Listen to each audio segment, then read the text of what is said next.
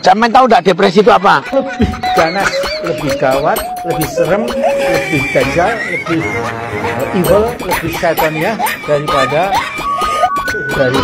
yang lalu-lalu ya. Jenengan ini kebanyakan mikir apa mboten? Ya, tapi ini kenyataan seperti itu. Ibunya jenengan masih ada? Ya, nanti saya akan mengatakan Saya dulu ya. tapi ini kenyataan seperti itu. Ibu kandungnya sampean namanya siapa? I know him very well. Nama Bapak? Kopret Bapak isi. Bismillahirrahmanirrahim. Ah, saiki omahe sampean ndi? di Singapura. Nah, iya toh. Mosok ya perlu gini kan sama Pak Purnomo toh. Soalnya ngomong digoleki wong Jepang, golek ngomong digoleki wong Amerika, golek ngomong ketemu Jokowi sampean pulang. Nah, sebelum pulang jenengan ikut sama saya rawat dulu. Biar nanti jenengan pulangnya bener-bener sehat.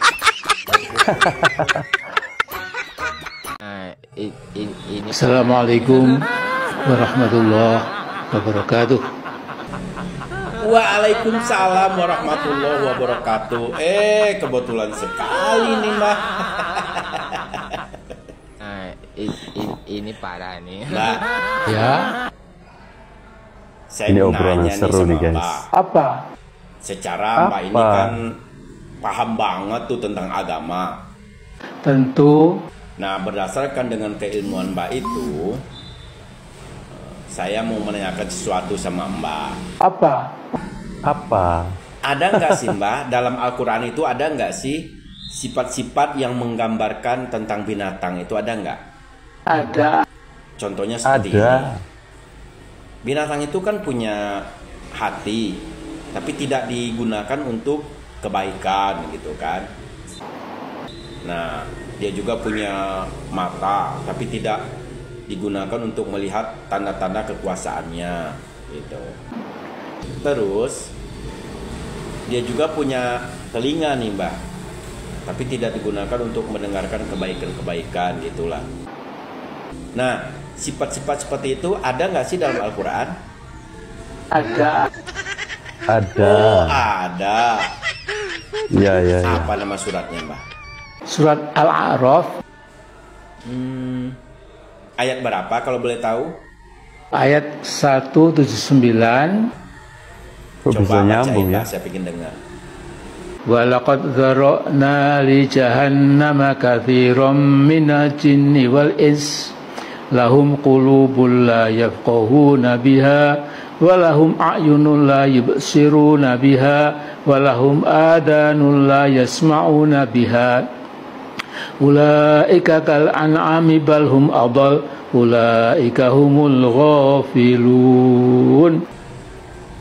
Artinya Mbak, Artinya, dan sungguh akan kami isi neraka jahanam dengan banyak jin dan manusia. Mereka punya hati tetapi tidak digunakan untuk memahami ayat-ayat Allah. Mereka memiliki mata tetapi tidak digunakan untuk melihat tanda-tanda kekuasaan Allah. Mereka punya telinga tetapi tidak digunakan untuk mendengarkan ayat-ayat Allah. Mereka seperti hewan ternak, bahkan lebih sesat lagi. Mereka itulah orang-orang yang lengah atau lalai. nah itu Mbak paham, ya kan? Ya, Tapi sayang, itu hanya ucapan doang, tidak diimplementasikan dalam kehidupan Mbak sehari-hari gitu loh Mbak. Kenapa Mohon ya? maaf ya Mbak, yang keluar dari mulut Mbak itu hanya cacian, makian, hinaan terhadap sesama manusia, terhadap sesama hamba Allah. Nah itu kan nggak diajarkan dalam Al-Quran Mbak. ya. Jadi sayang banget loh, Mbak itu punya ilmu tapi tidak diamalkan. Itu sayang banget, celaka orang kayak gitu Mbak. Celaka. Seharusnya Mbak itu kan punya ilmu agama yang banyak tuh. Nah bisalah diterapkan dalam kehidupan sehari-hari dan bisa memberi contoh kepada orang lain gitu loh Mbak. Ya, Sayang banget punya ilmu tapi nggak diamalkan. Kan nggak ada ajaran agama untuk mencaci, menghina, memaki orang lain tanpa dasar, itu kan nggak ada. Al-Quran itu mengajarkan yang baik-baik. Dan itu seperti yang Mbak bilang tadi gitu loh. Mbak ini paham banget tentang agama tapi nggak dilakukan gitu, cuman ucapan doang. kasar ya. Nah, untuk lebih meyakinkan lagi nih, Mbak, siapa yang punya ilmu tapi tidak diamalkan siapa? Saya Saya itu siapa? Amin Rais.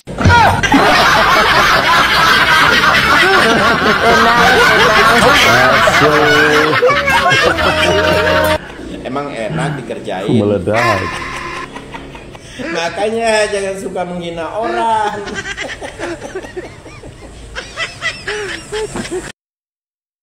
Bisa aja sih Bang Jemli ini membuat sebuah obrolan apa ya, antara pertanyaan yang dia lontarkan kepada Amin Rais itu nyambung dengan jawaban dari Amin Rais. Ya, kalau kita berbicara tentang seorang Amin Rais ya, orang ini seperti yang tadi sudah kita dengarkan sama-sama, dia kalau berbicara soal agama, dia pintar ya, dia memahami betul ya tentang ajaran-ajaran agama itu seperti apa.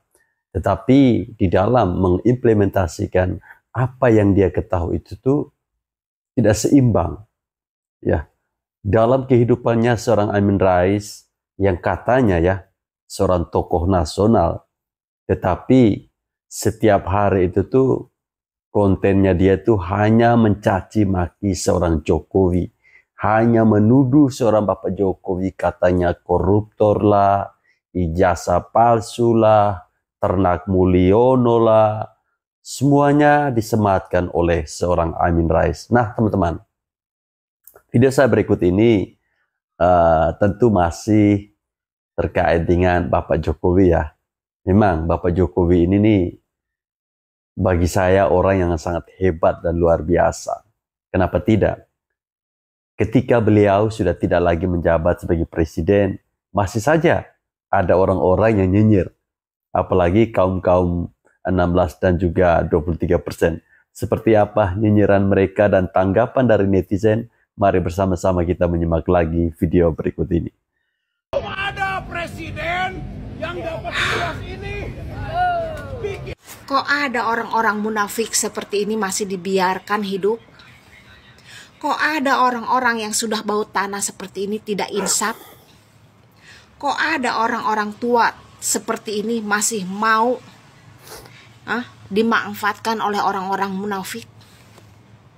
Kok ada orang-orang tua seperti ini tidak dituntut balik karena pencemaran nama baik dimasukin ke dalam bui? Ke dalam bumi. Ingat, kalian bakal mati. Jangan sampai hidayah yang datang kepada kalian dan balasan dari Allah. Kami mendukung Jokowi untuk menjadi presiden terkorup di dunia. Waduh, sok pintar orang ini. Sok ngerti. Padahal otaknya otak nggak waras, orang goblok. Dapat nasi sebungkus, kowar bicaranya. Kau bilang rakyat yang mana? Rakyat Indonesia itu cinta sama Jokowi. Betul. Hanya kelompokmu, hanya beberapa orang segelintir itu aja yang kowar di pinggir jalan, nggak tahu malu. Paling 16% Bisa aja. buktikan nggak? Kalau bilang Pak Jokowi korupsi, bisa nggak buktikan? Dasar mulutnya mulut bangkai. Ini orang nggak waras. Gila alias gila. Saya yang bilang gila. Kalau nggak terima cari saya. Kamu itu gila atau nggak waras. Kowar setiap hari hanya itu aja yang dibicarakan. Bisa nggak buktikan? Kalau terbukti Pak Jokowi bersalah, udah tangkap aja, dibawakan ke ranah hukum. Jangan kowar tiap hari di pinggir jalan ganggu orang lewat. Dasar kelompok-kelompok orang penjilat semua ini. Ini orang penjilat semua ini, kadrun ini. Kadrun. Dasar otak-otak enggak waras semua ini. Pembenci Jokowi ini sekarang ini lagi mikir lagi mau apa lagi yang mereka lakukan ke Jokowi, karena semuanya nggak mempan. Pertama mereka obok-obok ijazahnya, padahal mereka udah datang ke UGM tanyain dan semua yang berhubungan dengan Jokowi udah dikasih tahu. Lalu melalui Rocky Gerung, nggak mempan, terus melalui film itu yang mereka tayangkan dulu tuh yang menjelang pemilu, nggak mempan juga. Terus lewat Mahfud MD, terus lewat Fufu Fafa, lewat Roy Suryo tuh semua nggak mampan, lewat MK nggak mampan juga. Terakhir yang korupsi itu, yang organisasi OSISI IRPI itu yang dari luar, akhirnya klarifikasi lagi kejari sekarang. Pembencinya tenggelam loh, Jokowi tetap disanjung, tersanjung pokoknya. Salam dari wong kita kalau.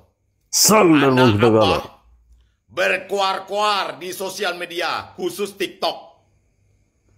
Tahun 2029, Abahmu nak dijadikan presiden. Masa sih? Abahnya nak dijadikan presiden tahun 2029. Cuman aku nak bertanya, partai apa yang meminang Abahmu? Partai Perubahan. Partai apa? PDIP tidak mungkin meminang Abahmu. Kalau PDIP meminang Abahmu, lebih baik waktu Pilkada DKI, Abahmu yang dipinangi untuk menjadi gubernur DKI. Ternyata Pramono Anum bukan Abahmu. Di Pilpres, kalau hebat, pasti Abahmu yang diambil oleh PDIP. Tapi Ganjar yang diambilnya. Itu fakta, itu bukan hoax. Jadi aku nak bertanya, partai apa untuk Pilpres tahun 2029? Nasdem tak mungkin. Nasdem udah menurut tobat. aku. PDIP tidak mungkin. Masih banyak kader yang terbaik di PDIP. Demokrat, apalagi. Nasdem, tak mungkin. Lah 2 kali aku sebut Nasdem. PKS, entah ya entah tidak, untuk meminang Abahmu. PSI, lalu Alam. Golkar, apalagi. Gerindra, apalagi, tak bakalan meminang Abahmu. Sedangkan Partai Perubahan sampai sekarang belum ada. Waktu Pilpres sudah dicanangkan Partai Perubahan. Ternyata hasilnya belum terwujud. Ngapo cek itu? Jadi kan menurut aku, Abahmu tak bakalan jadi presiden. Tak bakalan jadi presiden. Tak bakalan akan disandingkan Ahok dengan Abahmu. Melalui partai PDIP. Tak mungkin. Ahok kalau disandingkan dengan AHY bisa menang. Tapi kalau Ahok disandingkan dengan Abahmu, tak mungkin. Langsung kalah telak. Jadi menurut aku, Abahmu tak bakalan jadi presiden. Contoh, waktu Pilkada 2017, tanpa FPI, tanpa HTI, tak bakalan jadi gubernur DKI. Itu hasil demo berjilid-jilid. Tak bakalan menang. Abahmu kan viral kan waktu 2017. Karena hasil demo dari FPI dan HTI. Tanpa demo FPI dan HTI, tak bakalan terkenal Abahmu. Ya, seluruh pelosok negeri. Itu fakta ya guys. Yakin aku terkenal. Tapi karena adanya demo FPI dan HTI dari seluruh provinsi Indonesia, kenal galo dengan Abahmu. Itu baik. Jadi kalau menurut aku, partai-partai yang nak mengusung Abahmu, lalu alam. Entah kalau Partai Perubahan sampai sekarang belum terwujud. Salam dari wong kita. Aku nak mandi dulu. Saya milih 2 kali, nyesel sampai kiamat. Yang dimaksud mas-masnya ini ya, atau orang ini, yaitu adalah menyesal memilih Bapak Jokowi. Ya tidak apa-apa, tidak apa-apa. Anda menyesal memilih Jokowi itu tidak masalah ya. Tapi bagi kita, bagi saya dan teman-teman para pendukung Pak Jokowi yang masih tegak lurus untuk Pak Jokowi, ya memang kita dengan setia, dengan kesadaran ya mendukung Bapak Jokowi sampai detik ini. tanpa ada embel-embel khusus ya. Enggak. Kalau kamu itu kan jelas pendukungnya Banteng ya, pendukungnya Ganjar, sudah tidak sepaham dan sudah tidak sejalan. Tapi minimal ya kamu pernah memuji-muji seorang Bapak Jokowi dan mengakui seorang Jokowi. Udah gitu aja intinya. Seperti itu. Jadi Bapak Jokowi kamu pilih 2 kali ya, saya mewakili selaku pendukung Jokowi terima kasih ya atas kepercayaan, walaupun pada akhirnya kamu tidak percaya dan kamu menyesal. Yaitu bukan kapasitas karena Bapak Jokowi bekerja tidak baik ya, saya meyakini itu karena memang Bapak Jokowi tidak mendukung apa yang kamu dukung gitu loh. Bapak Jokowi tidak mendukung PDI Perjuangan lagi, Bapak Jokowi tidak mendukung Ganjar, dan akhirnya Ganjar nyungsep ya di 16%. Sampai di situ saja udah paham kan? Oke. Jadi ya intinya selamat menikmati sakit hatinya sampai kiamat. Ngeri sekali. Coba kita lihat 2 video ini. Ketua Umum PDIP Megawati Soekarno Putri dinilai memiliki keinginan kuat untuk bertemu dan berkomunikasi dengan Presiden Prabowo Subianto. Namun keinginan Megawati itu belum bisa terlaksana dinilai karena keberadaan Presiden ke-7. Jadi bukannya tidak ada kehendak dari banyak pihak, tapi Allah belum menakdirkan. Saudara, makin ke sini kita melihat sikapnya PDIP terutama elit dan ketua umumnya makin tidak menunjukkan keteladanan dan memualkan bagi kita masyarakat. Terucap dari mulutnya Megawati, saya kan tidak ada apa-apa ya dengan Bapak Prabowo. Ya memang ada apa. Pak Prabowo nggak pernah cari musuh. Pak Jokowi juga nggak pernah cari musuh, saudara. Pak Jokowi tidak pernah memusuhi siapapun. Ya, termasuk dengan Megawati. Yang memusuhi Jokowi itu Megawati dan elitnya. Ya. Jadi kalau sekarang PDIP mau bergabung dan tidak mau jadi oposisi, ya kita paham, emangnya gampang jadi oposisi.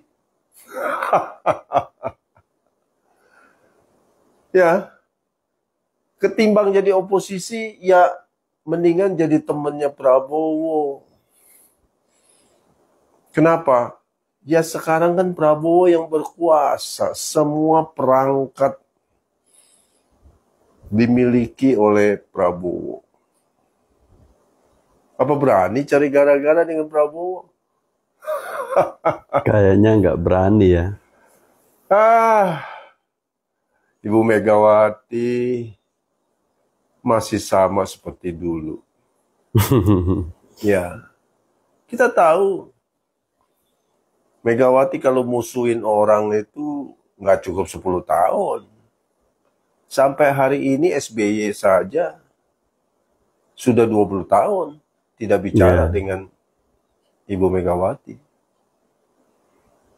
Pengakuan SBY sendiri bahwa sudah diupayakan. Dari zamannya almarhum Taufik Kemas masih hidup, sudah diupayakan. Tapi kan nggak berhasil. Bahasanya SBY ya mungkin karena Allah SWT tidak menghendaki. Itu kan karena Megawati yang tidak mau. Begitu. Nah sekarang dengan Jokowi, bencinya setengah mati. Tapi mau berteman dengan bestinya Jokowi, yaitu Prabowo. Mau bergabung dengan Prabowo tapi pakai syarat. Ya kamu jangan terlalu akrab dong sama Pak Jokowi, baru aku mau berteman sama kamu. Kayak anak kecil aja ya. Diplomasi nasi goreng sudah basi. Nasi goreng itu sudah basi. Sudah nggak enak dimakan. Megawati menganggap bahwa Prabowo itu satu level dan sama watak dan karakternya. Tidak akan pernah bisa sama. Prabowo adalah orang yang tulus, apa adanya dan terus terang. Ya. Dan sudah diakui oleh mulutnya Prabowo bahwa dia menghormati Bapak Jokowi yang mendukung dia menjadi capres dan berhasil. Tidak bisa dipungkiri. Keberhasilan hari ini Bapak Prabowo jadi presiden dengan Gibran adalah berkat Bapak Jokowi dan pendukungnya semua, termasuk saya. Iya. Betul. Fakta. Bukan Jadi dongeng, komentar saya buat Pak Prabowo pribadi, nggak usah lah ya terlalu dipikirin mau bertemu dengan Ibu Megawati. Megawati adalah masa lalu. Masa hari ini adalah masa untuk mempersiapkan bangsa Indonesia menuju masa depan. Dan bersama Bapak Jokowi dengan pengikutnya, Bapak Prabowo akan mencapai keberhasilan yang luar biasa. Tapi kalau bersama PDIP, ya karena kejepit aja sekjennya mau ditangkap besok, nggak tahu siapa lagi. Ya ketar-ketir juga sih hatiku. Jadi ya kesimpulannya, sudahlah, diplomasi nasi goreng sudah basi. Tidak perlu lagi dilakukan. Lagian Pak Prabowo sekarang lebih suka gudeg Solo, soto Solo daripada nasi goreng.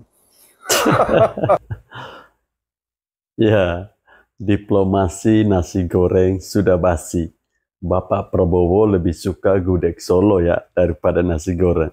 Ya, saya boleh mengartikan sebuah ungkapan ini seperti ini ya, bahwa cara-cara zaman dulu itu sudah tidak bisa digunakan lagi pada saat ini ya. Kita melihat bagaimana sosok Megawati ya, di mana bersama dengan SBY sudah 20 tahun ya, dia memusuhi SBY. Ya, sekarang tambah lagi dengan Bapak Jokowi. Mau berteman dengan Bapak Prabowo, dia bilang kecuali Pak Prabowo jangan terlalu dekat-dekat dengan Pak Jokowi, baru saya mau berteman. Lah, memang Megawati ini siapa sih? Megawati ini menurut saya, dia tipenya pendendam ya.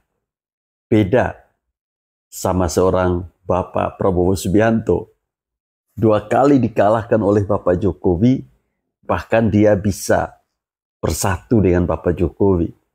Itu artinya apa? Orangnya tulus, orangnya ikhlas, orangnya mau menerima bahwa setiap pertandingan itu ada kekalahan dan juga kemenangan. Tapi seorang Megawati tidak mau. Maunya dia itu menang terus. Saat kalah di Pilpres bersama SBY, ngambek, bermusuhan sampai saat ini.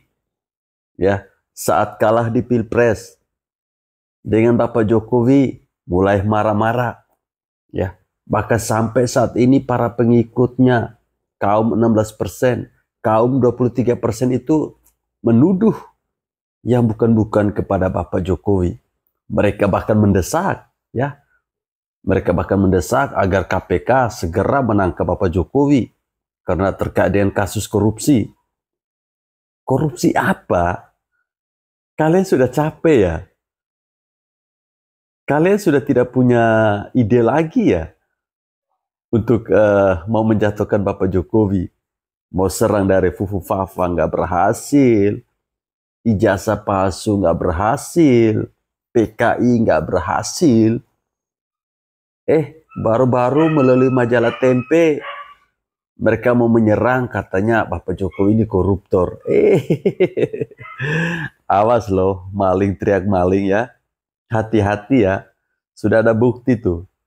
Si Hasto yang ngomong banyak, berbicara tentang apa ya ketika itu.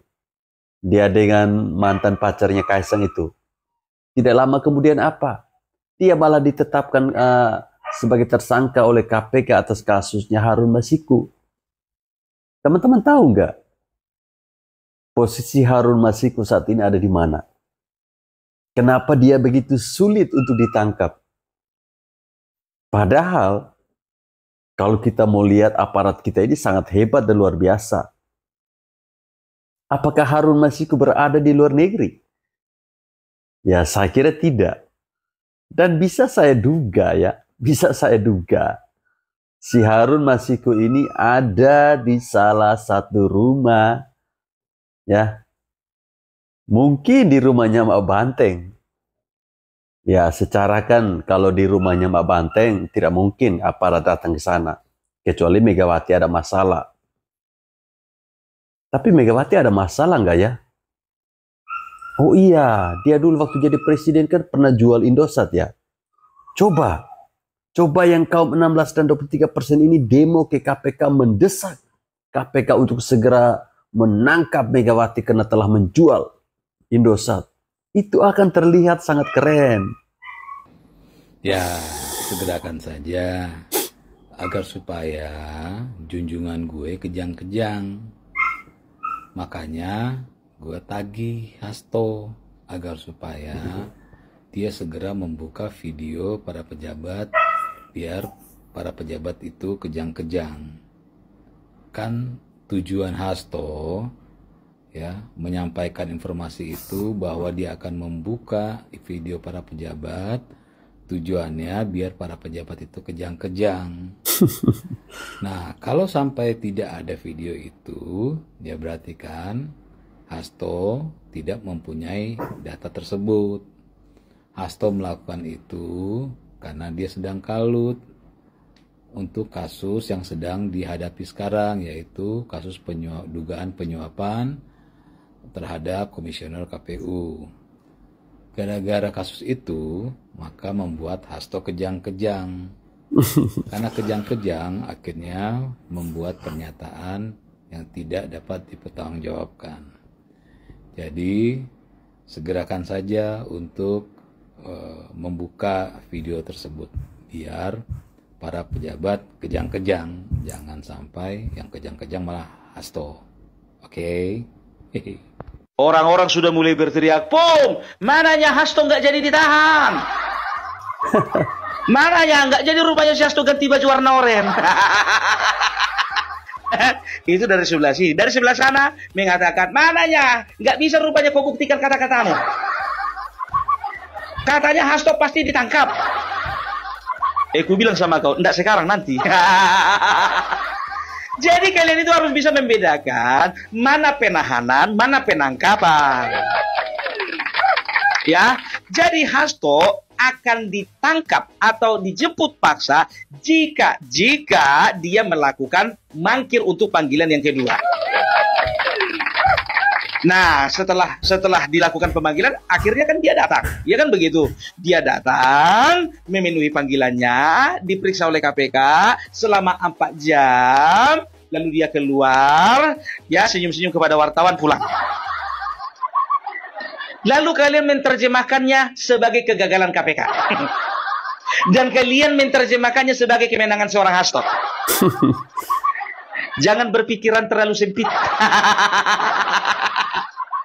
Beda menghadapi maling ayam dan beda menghadapi seorang politisi. Apalagi dia itu sekjen.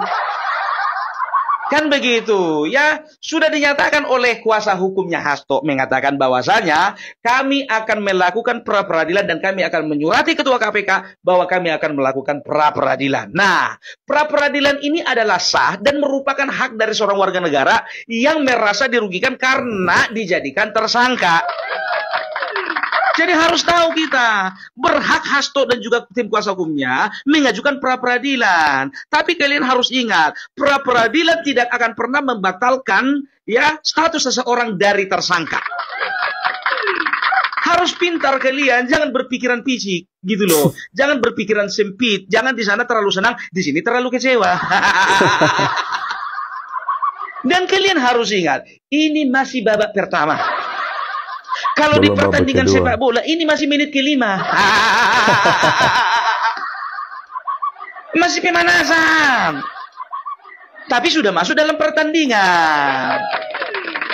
Kan begitu. Nah, sekarang apa yang dimaksud dengan pra-peradilan? Pra-peradilan itu adalah upaya hukum yang diambil oleh seseorang yang merasa dirugikan. Karena apa? Salah satunya ditetapkan menjadi seorang tersangka.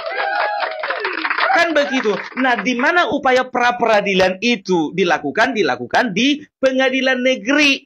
Di tingkat pengadilan yang paling rendah di kelas kabupaten atau kota.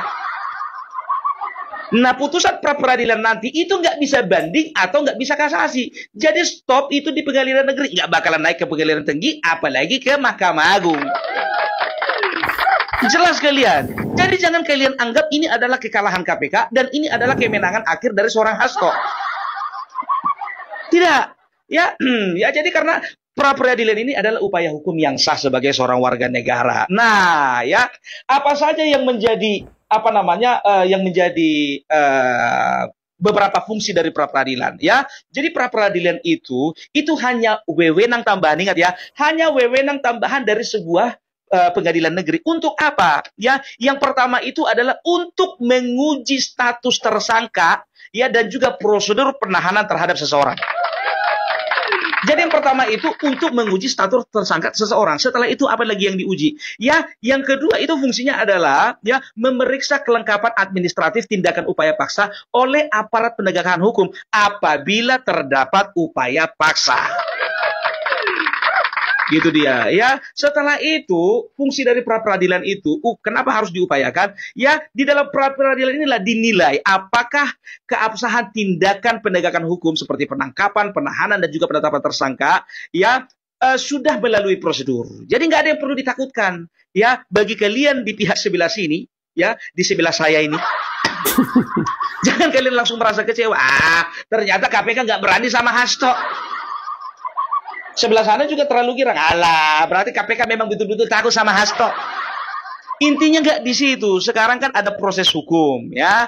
Itu dia. Jadi pra-peradilan itu bisa dikatakan ya ada beberapa pihak yang bisa mengajukan pra-peradilan. Yang pertama itu tersangka. Orang yang ditetapkan menjadi tersangka berhak untuk mengajukan pra-peradilan. Setelah itu penyidik. Jadi bukan cuma tersangka aja. Ternyata penyidik juga berhak untuk mengajukan pra-peradilan.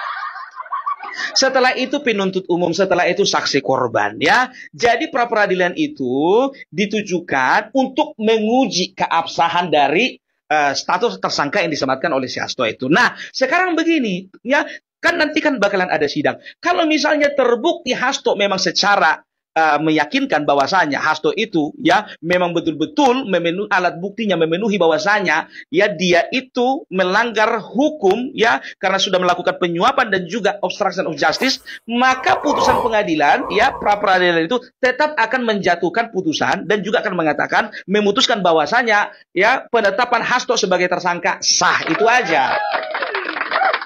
Gitu. Jadi kalau misalnya penetapan Hasto dikatakan tidak sah, apa yang selanjutnya akan terjadi? Iya, kasus ini akan dilimpahkan ke pengadilan, ke persidangan. Gitu loh. Ya, jadi jangan pernah kita tuh berpikir terlalu sederhana, ya. Itu dia. Ya, dan di dalam pra-peradilan itu akan dinilai ya penetapan tersangka itu dari aspek formil. Ada nggak dua alat bukti ya yang menunjukkan bahwasanya Hasto memang betul-betul melakukan tindakan melanggar hukum. Ya kan sudah jelas buktinya. Kalau ku bilang itu usaha sia-sia itu. Banyak mengatakan bahwa kita lihat nanti Bung, Sekjen tidak akan pernah mungkin dan tidak akan mudah untuk dijebloskan ke dalam penjara. Siapa bilang? Apakah kalian lupa bahwasanya di Indonesia ini sudah ada 3 partai menyumbangkan ketua umumnya masing-masing untuk dijadikan tersangka dan ya. Salah satunya Setia Novanto ya, ketua umum Partai Golkar ketika itu. Jadi ya melihat di mana pada hari Senin kemarin Hasto datang ke KPK dan dengan sumringah dia akhirnya pulang ya, tidak ditahan. Mungkin banyak sebagian dari kita merasa kecewa kenapa kok KPK terkesan takut sekali sama Hasto. Apakah karena KPK ini dibuat oleh Megawati sesuai pengakuannya dia sehingga mereka takut untuk menetapkan atau memberikan Hasto rompi orange? Bukan begitu ya. Semuanya ini masih ada proses, masih terus berjalan. Tapi yang aneh dan yang membuat saya lucu dalam peristiwa atau kasusnya Hasto ini teman-teman, yaitu ketika si Hasto datang ke KPK dengan membawa 1000 pengacara. Ini sama kayak apa ya, kayak mau datang nonton bola, membawa 1000 pengacara, kemudian ada simpatisan yang berdemo. Ini sebenarnya Hasto, dia takut apa berani sih? Ya kalau memang merasa tidak bersalah, ya datang sendirian. Tidak perlu harus membawa 1000 pengacara. Ikut seperti yang orang biasa maling-maling ayam itu. Kalau ditangkap polisi ya dia serahkan diri aja karena memang dia merasa bersalah. Tidak perlu dia bawa pengacara. Tidak perlu dia bawa simpatisan untuk berdemo di kantor polisi. Itu namanya orang centel. Berani berbuat, berani bertanggung jawab. Ditetapkan sebagai tersangka, dia terima. Karena memang dia pelakunya. Lah si Hasto. Hasto ngakunya muridnya Soekarno. Ya, dia mengikuti jejak Soekarno yang keluar masuk penjara demi membela NKRI. Lah si Hasto dia membela siapa? Bukankah dia termasuk salah satu orang yang ikut dalam kasus penyuapan ini agar si Harun Masiku bisa menjadi anggota dewan? Ini yang kau bilang mau bela negara.